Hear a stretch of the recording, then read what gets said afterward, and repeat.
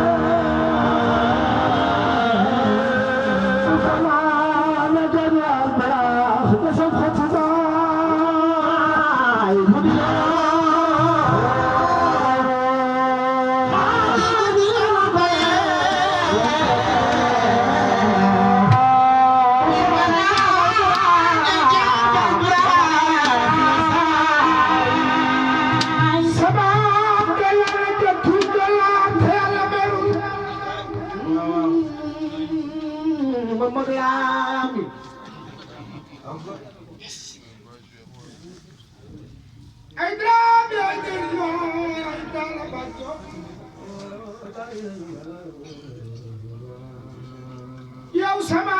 delloo na jot ci jëloon te yàlla meru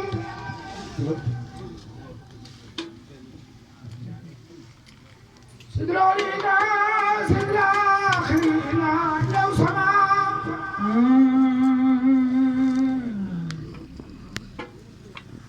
waxlaan na garab waxlaan ba tunde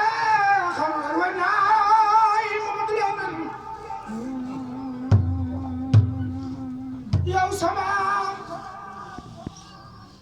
ay gën gi aasi bu ngeen doon moom daan yéen doon rek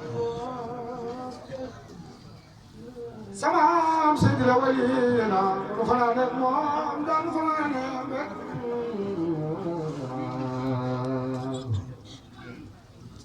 Seydina Muhammad sama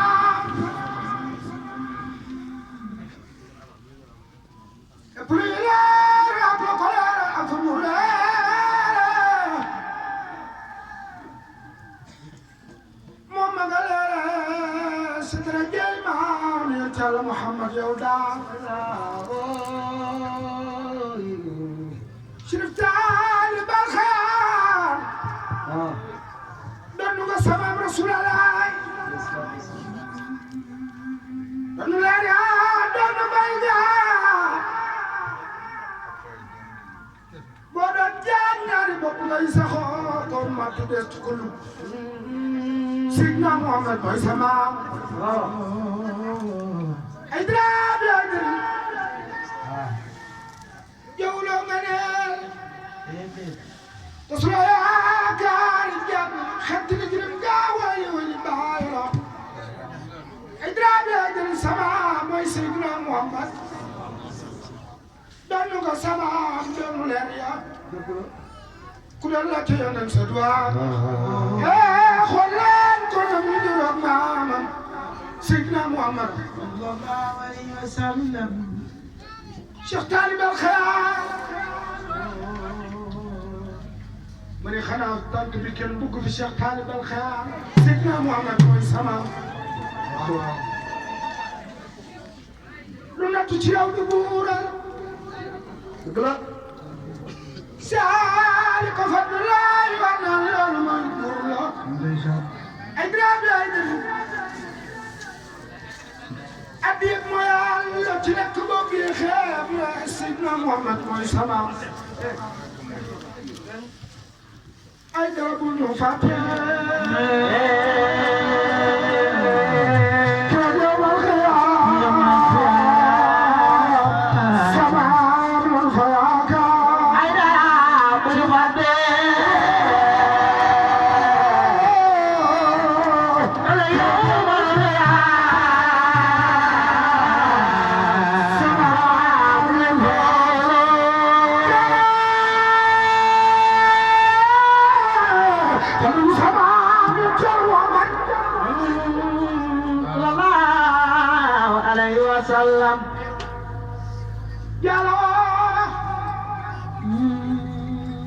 toll nañu samaam Seydina Muhammad ndeysaan imaamul siyal kiram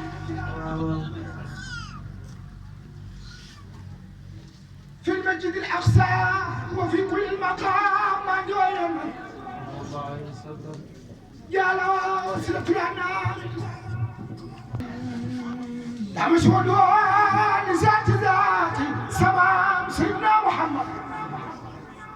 فخام في ذات من الحياة له الدهر كتابه الجديد لا يقتشى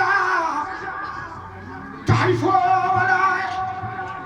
يا سمام سيدنا محمد تعرفه ولا يحب هو المراد من جميع الخلق وهو المكرم بيس السبق هو السراج بالسماء والارض يا سمام سيدنا محمد وجه في كل نار والباب هو الذي يعطي ما يشاء ومثله مدود الجسم كما ان السماء يمتي على محمد لم تلد نساء ولا إماء في الارض والسماء كفى يحمد من الاشياء سماء سيدنا محمد ودوده محمد الامين وداخل خامر الصاع وذاك بالاكرام يدوم كلام سيدنا محمد والسماء وعامل المال به والبال ما غيرني وانت محمد والسماء حقا عليه قول السلمان dama dem Nimzaat fan yële fekk fa sa doom ju tedd ji xeet ci kër Cheikh Mouhamed Aïdara Ahmed Aïdara ma gis ko rek commencé koo way yëkkati Daaru Salaam bi mu Cheikh commencé koo way mu yëkkati teraanga ju bëri jox fan kër Cheikh Abdoulaye doomu Cheikh Aïya ma la koy séddal ci di jàmbar lool di direct Yonent bi alayhi salaatu wasalaam te jàng rek la fa nekkee nag ma la koy séddal waaw jàng képp la fa nekkee yàlla ak Yonent bi ak maamam Cheikh Saad wala